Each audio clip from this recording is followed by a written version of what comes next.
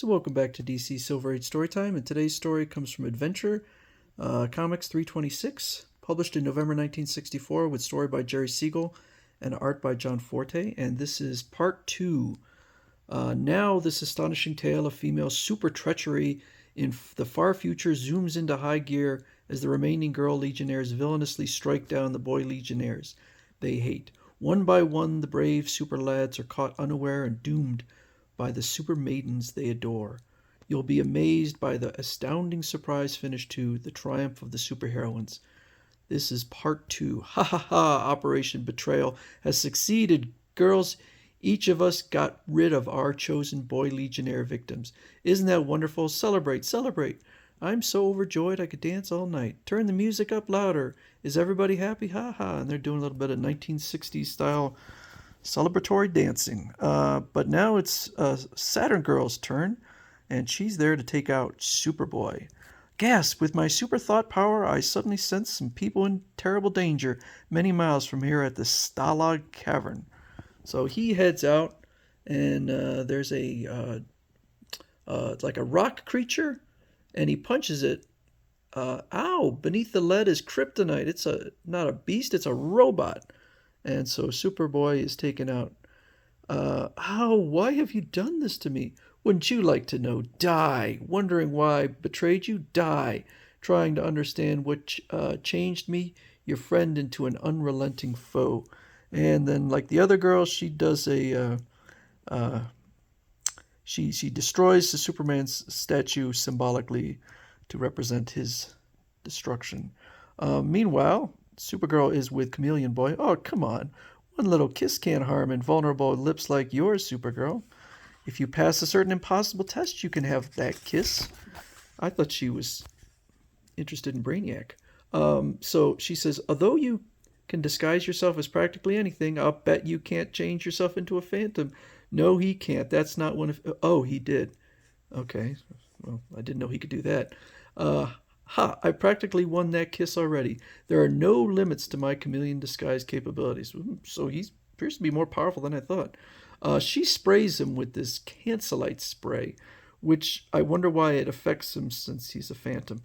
Yipes, I can't change back. I'll always be a phantom. And then she goes off and again symbolically destroys another statue. Boy, how sweet it is. Phantom Girl I thought was into Mon-El, but I guess they're just tricking him. Enjoy yourself, pal. It's later than you think.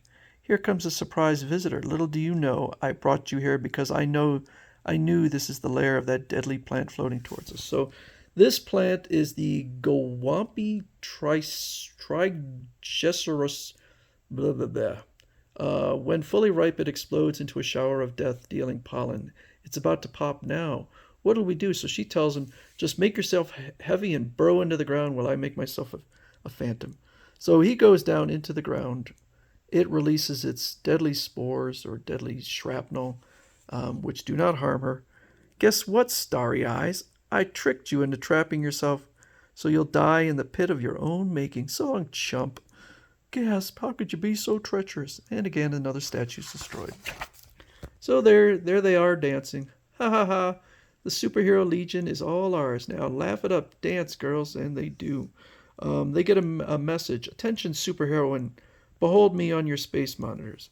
Why, it's Queen Azura, the ruler of the planet Femnaz. Oh, jeez. We visited her world once, well...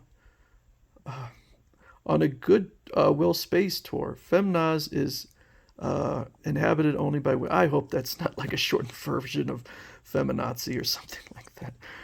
But anyway, on this planet they hate men. We loathe men, and so we'll do the Legion girls a great favor with the glow jewel.